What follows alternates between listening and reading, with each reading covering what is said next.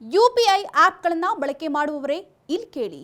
August 1ರಿಂದ UPI ಪೇಮೆಂಟ್ನಲ್ಲಿ ಭಾರಿ ಬದಲಾವಣೆಯಾಗ್ತಾ ಇದ್ದು phone pay, Google pay, Paytm ಮುಂತಾದಂತಹ ಯುಪಿಐ ಆಪ್ಗಳಲ್ಲಿ ಒಂದಷ್ಟು ಬದಲಾವಣೆಯಾಗ್ತಾ ಇದೆ. ಅದು ಏನಂತ ಹೇಳಿದ್ರೆ, ಪ್ರತಿ ಯುಪಿಐ ಆಪ್ನಲ್ಲಿ ಒಬ್ಬ ಬಳಕೆದಾರರ ದಿನಕ್ಕೆ 50ಕ್ಕಿಂತ ಹೆಚ್ಚು ಬಾರಿ ತಮ್ಮ ಬ್ಯಾಂಕ್ ಖಾತೆಯ ಬ್ಯಾಲೆನ್ಸ್ ಅನ್ನು ಚೆಕ್ ಮಾಡುವಂತಿಲ್ಲ. ಅಲ್ಲದೆ ಒಂದು ವೇಳೆ ನೀವು 2 ಆಪ್ಗಳನ್ನ ಬಳಕೆ ಮಾಡ್ತಾ ಇದ್ರೆ ಪ್ರತಿ ಆಪ್ನಲ್ಲಿ 50 ಬಾರಿ ಅಂದ್ರೆ 100 ಬಾರಿ ಬ್ಯಾಲೆನ್ಸ್ ಅನ್ನು ಚೆಕ್ ಮಾಡಬಹುದಾಗಿದೆಯಂತೆ. ಇದಲ್ಲದೆ ನೆಟ್ಫ್ಲಿಕ್ಸ್ ಹಾಗೆ ಯೂಟ್ಯೂಬ್ ಸಬ್ಸ್ಕ್ರಿಪ್ಷನ್ ಹಾಗೆ ಮ್ಯೂಚುವಲ್ ಫಂಡ್, ಇನ್ನು SIP ಹಾಗೆ EMI ಜೊತೆಗೆ ಯುಟಿಲಿಟಿ ಫೇಲ್ ಮುಂತಾದವುಗಳಿಗೂ ಕೂಡ ಸಂಬಂಧಪಟ್ಟ ಹಾಗೆ ಆಟೋಪೇ ವಹಿವಾಟು ಇನ್ನು ಮುಂದೆ ನಿಗದಿತ ಫ್ಲಾಟ್ಗಳಲ್ಲಿ ಮಾತ್ರ ನಡೆಯಲಿದೆಯಂತೆ. ಇನ್ನು ಬೆಳಗ್ಗೆ 10ರ ಮೊದಲು ಹಾಗೆ ಮಧ್ಯಾಹ್ನ 1ರಿಂದ ಸಂಜೆ 5 ಗಂಟೆವರೆಗೂ ಕೂಡ ಹಾಗೆ ರಾತ್ರಿ 9:30ರ ನಂತರ ಮಾತ್ರ ಇನ್ನು ಮುಂದೆ ಆಟೋಪೇ ನಡೆಯಲಿದೆಯಂತೆ.